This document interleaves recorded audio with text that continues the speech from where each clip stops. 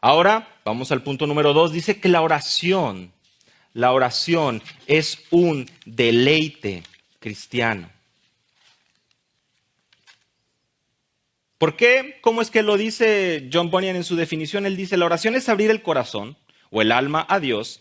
Aquí va. En una forma sincera, sensible y afectuosa, por medio de Cristo, con la ayuda y en el poder del Espíritu Santo. Y él dice, ¿por qué debe ser la sinceridad un elemento esencial de la oración que es aceptable para Dios? Porque la sinceridad le lleva a abrir su corazón a Dios con toda sencillez y a hablarle de su situación claramente y sin evasivas. ¿Cuándo es que somos sinceros tú y yo? ¿En qué situación el hombre puede ser que sea sincero? Bueno, podemos trasladarnos a lo mejor a un juzgado, a una corte, y cuando ponen tal vez a una persona, a un presunto culpable, en una situación de detector de mentiras, ¿no? En una situación donde quieren saber la verdad y le empiezan a poner este detector de mentiras y empiezan a ver si esta persona empieza a temblar, si empieza a tener palpitaciones, si empieza a reaccionar de cierta manera para poder saber si está diciendo la verdad o si está diciendo mentiras. Bueno, Dios no necesita eso para saber que tú le estás escondiendo algo en tu corazón. Dios sabe precisamente lo que hay y lo que atesoras y lo que buscas y lo que quieres en esta vida. Vengamos ante Él de forma sincera, dice John Bunyan. Vengamos ante Él de forma sincera. Hace un momento leíamos Mateo 6, el Padre Nuestro, del versículo 9 al versículo 13. Pero es muy interesante que justo unos versículos antes, Jesús nos alerta y nos pone ahí como unos anuncios grandes. Primeramente, no seamos como hipócritas al orar. Versículo 5 del capítulo 6. Esta es una manera equivocada. No podemos llegar ante el trono de Dios de esa manera. Versículo 6. Que sea privado. Dice, cierra tu puerta, que sea en tu corazón. Tú no tienes que estar gritándole a los cuatro vientos que acabas de orar una hora. Tú no tienes que salir y decirle a todo mundo que acabas de pasar un tiempo de 3 horas de comunión con el Señor. Que tu vida hable por sí misma. Que tu confianza, que tu liderazgo en tu familia, que tu amor por tus hijos pueda dar testimonio de tu vida y de tu comunión con Dios. Versículo 7 del capítulo 6. No uses repeticiones sin sentido, vanas y sin sustancia. Hermanos, si quieres pensar en una manera no sincera, precisamente es esto. Buscando la atención de la gente, repitiendo de manera vana. Versículo 8. Sobre todo considera la omnisciencia de Dios. Porque vuestro Padre sabe lo que necesitas antes de que se lo pidas. No hay nada que se esconda delante de sus ojos. Thomas Brooks, puritano, dice, Dios no mira la elegancia de tus oraciones para ver cuán ordenadas son. O la geometría de sus oraciones para ver cuánto duran. O la aritmética de tus oraciones para ver el número de ellas. O la retórica de tus oraciones. O la dulzura de tu voz. O la lógica de tus oraciones. Él mira la sinceridad de tu oración. No tenemos que apantallar o intentar apantallar a nuestro Dios como usamos comúnmente ese término. Que hace un momento citaba Isaías 66:2, la última parte. Dice, todo esto lo hizo mi mano, así dice el Señor. Y así todas estas cosas llegaron a ser. Pero a este miraré, en este fijaré mis ojos, a este pondré especial atención. Al que es humilde, contrito de espíritu y que tiembla a mi palabra. Humilde, contrito de espíritu y que tiembla a mi palabra. Y es que esta sinceridad con la cual somos llamados a acercarnos a Dios es precisamente un distintivo verdadero, un distintivo, es decir, una garantía. Por supuesto, por aquel que lo caminó y lo vivió perfectamente y por en medio de ese milagro que hoy nosotros podemos gozar y llegar al Padre. Cristo Jesús, el verdadero humilde, el verdadero contrito y el verdadero Hijo de Dios que obedeció hasta la muerte y muerte de cruz. La oración muchas veces se convierte en algo rutinario. Y ¿sabes qué? Muchas veces oramos porque tenemos que orar. Estás a punto de dormir y dices, uy, no oré hoy, tengo que orar.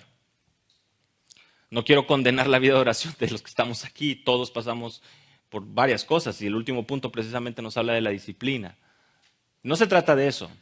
Y hermanos, desde este momento se los digo, tampoco se trata de decir de que los puritanos nos hagan ver mal a nosotros y salir de aquí todos abofeteados y en el piso y diciendo, pues no servimos para nada, le hemos desperdiciado todo este confinamiento. Mira, este hombre escribió 2 libros en la cárcel y yo en mi casa, pues mejor no digo nada, ¿no?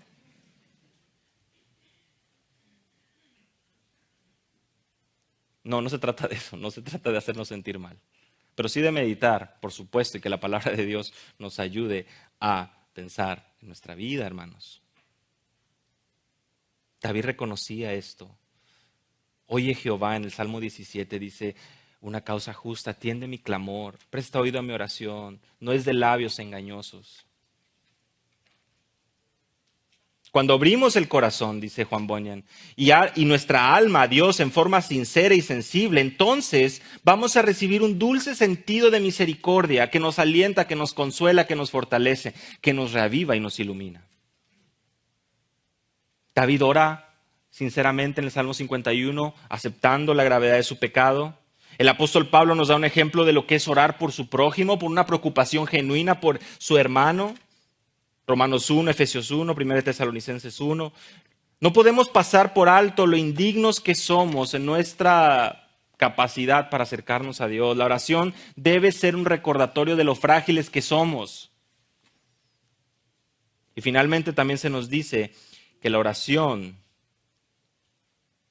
se realiza y es un clamor sincero, humilde, afectuoso.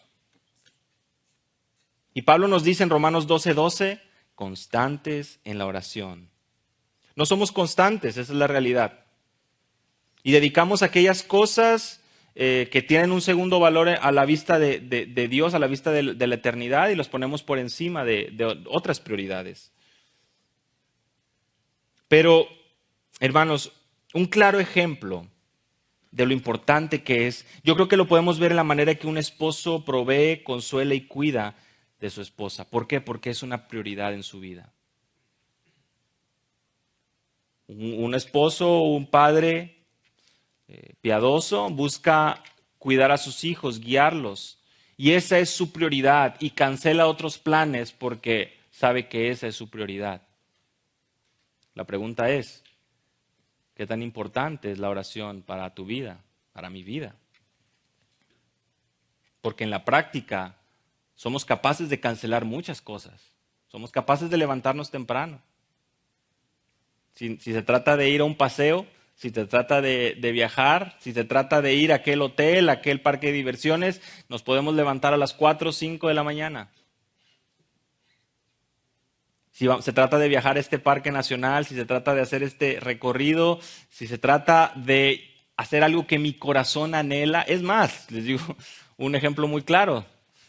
Las personas que anhelan ir a un partido de la Serie Mundial, la persona que anhela ir a un partido de Super Bowl.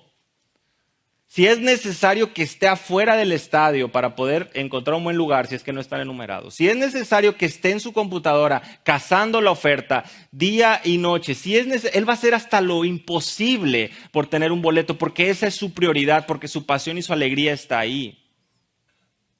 Así es como un incrédulo, como un no creyente sitúa sus prioridades y además sus acciones van conforme a esa prioridad. Tengamos cuidado de que nuestras prioridades estén más alineadas a lo de este mundo y estén en una disonancia con lo espiritual. Tiene que ser un llamado humilde, sincero, afectuoso, con una búsqueda realmente y un amor a Dios que crezca día con día. Y finalmente, la oración es una realidad trinitaria, sin lugar a dudas lo es, como ya lo vimos, es un deleite para el cristiano, o al menos así debería serlo, y también es una disciplina piadosa.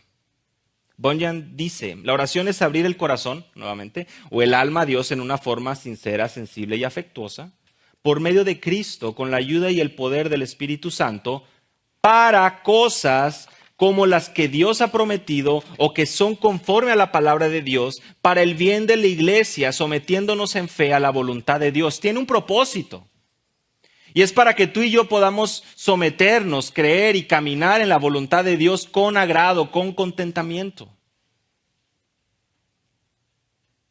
Es muy claro, el Padre Nuestro nos habla de las peticiones, 3 enfocadas en la gloria de Dios, 3 en las necesidades del hombre. Rogamos, pedimos que se haga su voluntad. ¿Y sabes qué significa eso para tu vida y para la mía? Que nos amemos unos a otros, que nos soportemos unos a otros, que nos abstengamos del mal, que sigamos la justicia, que seamos santos, que nos sometamos, que seamos pacientes, que seamos humildes, que amemos sin esperar nada a cambio. Que sobre todas las cosas tengamos presente que nuestro llamado en esta tierra es estar y andar en contracultura, siguiendo el ejemplo de nuestro Señor Jesucristo. 1 Pedro 2:21, Él nos dejó ejemplo para que sigamos sus pisadas. Y Él sufrió y así también nos va a tocar sufrir. Y es muy fácil decirlo, tengo que admitir. Pero vivamos para la gloria de Dios. Hágase tu voluntad en la tierra. Debe ser visto en armonía y en conjunto con nuestra manera de vivir. Y hermanos, una cosa muy clara, Romanos 12:2, la voluntad de Dios es buena, es agradable y es perfecta. Si no estamos viendo o agradecidos con lo que estamos viviendo hoy, escudriñemos nuestro corazón y vengamos a Dios pidiéndole perdón y sobre todo un contentamiento por lo que nos toca vivir. Filipenses 4:13, como ustedes saben y recordarán, Filipenses fue escrito con Pablo también en la cárcel. Y él dijo, todo lo puedo en Cristo que me fortalece. Sé vivir en abundancia, sé vivir en escasez, pero es gracias a Cristo, es en Él que yo puedo vivir agradecido, estar contento. El mundo evangélico en muchas ocasiones utiliza ese pasaje para justificar y hacer y declarar y pensar y imaginar. Y la realidad es otra. El cristiano sufre muchas veces y en diferentes grados. Aprendamos realmente a someternos a la voluntad de Dios. La oración es el medio perfecto para poder vivir una vida piadosa en esta tierra. William Bridge dijo, el puritano William Bridge, la oración es un tesoro preciado de parte de Dios, aunque nunca sea contestada. Esa es la oración. Thomas Brooks dijo, debemos distinguir entre el tiempo que Dios tarda en responder y sus negaciones. Es en el tiempo de la espera donde aprendemos más que en las oraciones contestadas, porque aprendemos a depender de Dios. Joseph Hall, otro puritano, las oraciones genuinas, dice, siempre vuelven con lágrimas, ya sea porque recibimos lo que pedimos o recibimos lo que debimos haber pedido desde el inicio. Y esta frase de John Bunyan también me llama mucho la atención. Él dice así, puedes hacer más que orar después de orar, pero no puedes hacer más que orar hasta que ores. Ahí va la traducción. Tú puedes hacer muchas cosas. Tú puedes hacer, deshacer, activarte, o sea, hacer actividades, moverte después de orar. Pero no puedes hacer estas cosas, dice, hasta que ores. Y obviamente se refiere a cosas de valor espiritual, valor importante, valor eterno. Por lo tanto, él sitúa la oración como el preámbulo de cosas valiosas e importantes en la vida del creyente. Aprendemos y vemos que los puritanos tenían una mente clara y un corazón sincero, y ellos buscaban. El progreso del peregrino es especial, porque narra este peregrinaje, esta odisea de este hombre buscando y cargando con su pecado hasta que llega a la cruz, pero antes pasa por situaciones y tentaciones pues como las que tú y yo pasamos hoy. John Bunyan escribe esto buscando situarnos y darnos un ejemplo y sobre todo inspirar esa confianza basada en la Escritura. Y ahora, a través de esta definición, a través de este pequeño tratado acerca de la oración, Él nos recuerda que la oración es trinitaria, es una realidad trinitaria. Sin lugar a dudas lo es. No podemos negarlo. Lo hacemos gracias a la obra de Cristo, gracias a su promesa y sobre todo gozando de una tremenda relación con Dios. Es un deleite y es una disciplina. Porque no me dejarán mentir, no es fácil muchas veces aceptar la voluntad de Dios. Muchas veces nos puede costar, muchas veces nos puede doler, pero a eso hemos sido llamados, a entenderla, a atesorarla. Les cuento esta pequeña ilustración. John Newton lo menciona y había este grupo de ministros. Dice, con él se reunían varios hombres a la mesa, todos estos ministros, y ellos se juntaban para platicar cuestiones teológicas. Y un mes, esta era la pregunta que estaban discutiendo. ¿Qué significa orar sin cesar? Todos dieron un montón de respuestas, ya se podrán imaginar, todos teólogos, seguramente unos se fueron al griego, otros se fueron a la definición, otros buscaron conexiones, otros buscaron interrelaciones por ahí en la Escritura, muy interesantes seguramente. Y en ese lugar había una joven que los estaba esperando. Esta era la joven que se dedicaba a limpiar, a traer las bebidas, a acomodar las sillas, y una vez que ellos se fueran, pues nuevamente a limpiar, a barrer. Entonces le dijeron a esta joven, oye, tal vez tú puedas decirnos qué significa orar sin cesar. Y ella dijo humildemente, eso es bastante fácil. Cuando yo me levanto y me visto, dice ella, oro y agradezco porque el Señor me ha vestido con la justicia de Jesucristo de nuevo. Cuando les traigo el pan, cuando les traigo algo de beber, oro para que Jesucristo sea mi pan de vida y mi agua de vida hoy. Y cuando bajo y limpio la habitación, antes de que ustedes vinieren, oro para que el Señor quite todo el polvo y la inmundicia y el pecado de mi corazón. Y simplemente oro así durante todo el día. Qué tremendo ejemplo. Ella, en sus actividades diarias, encontraba precisamente la motivación para orar sin cesar. No se trata de algo místico, tampoco quiero que todo el mundo salga con la escoba y esté pensando ahí siempre en la purificación de sus pecados y que estemos arriba de un avión o que estemos manejando el carro. O sea, no seamos místicos, y creo que eso es algo que debía haber anunciado al principio, pero creo que es un buen momento para mencionarlo.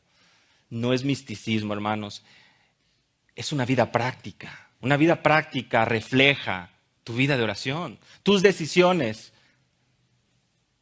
tu sonrisa, tu caminar. Pensemos en Daniel.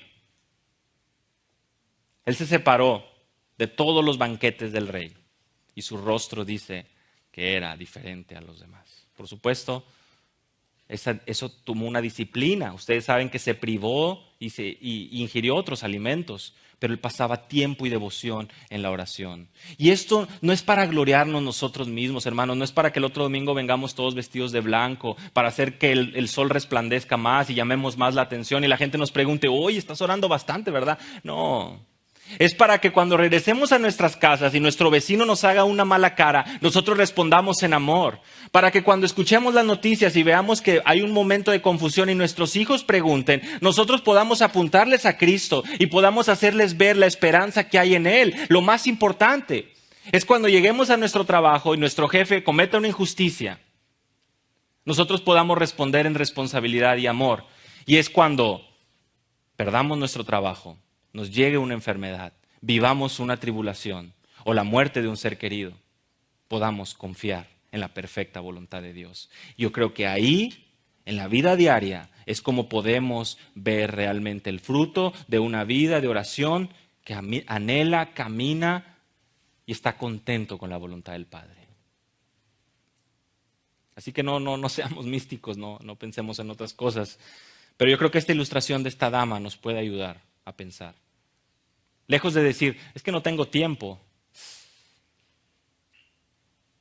Creo que John Piper es el que dice que las redes sociales, precisamente, si algo tienen de valor en la eternidad es precisamente hacernos ver que sí teníamos tiempo. Y algunos dicen, ¿qué son redes sociales? Sí, hermano, es el Facebook, ese tiempo que pasa ahí, ese tiempo a lo mejor que pasa con el WhatsApp escribiendo mensajes, ese tiempo que pasa viendo noticias en Internet, sí, eso. En otro tiempo a lo mejor eran los programas de televisión, pero todo esto nos debe hacer meditar en qué estamos invirtiendo nuestro tiempo y nuestra fuerza. Carlos Spurgeon consideró que al orar debemos de tener tal deseo por la cosa que necesitamos que no nos vamos a levantar hasta que hayamos obtenido una respuesta. Sin embargo, siempre en sumisión a su voluntad divina. George Mueller alimentó huérfanos, hermanos, hasta 10,000 niños. Si no has leído su biografía, recomendación. Alimentaba niños y saben cuál era su fortaleza realmente, cuál era sus inversionistas. Los inversionistas en la casa hogar, en la casa de huérfanos de este hombre, era Dios. Su línea directa, su vida de oración. Fervientemente oraba y la gente llegaba a su puerta, le tocaba la puerta y le traían alimento para todos esos niños. Te animo a que meditemos en esto, a que pensemos en esto.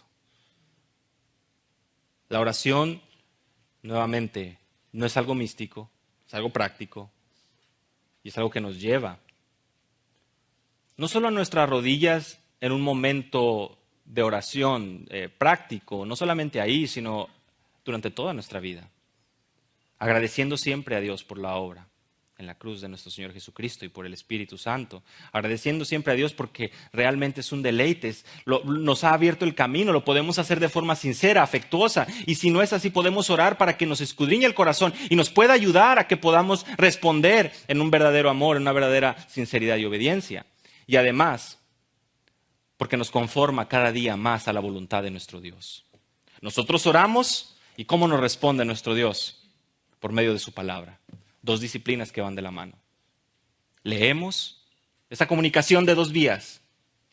Leemos y escuchamos. Hay una frase muy común, seguramente la han compartido en sus redes sociales, seguramente la han escuchado. ¿Quieres escuchar la voz de Dios? Lee tu Biblia en voz alta.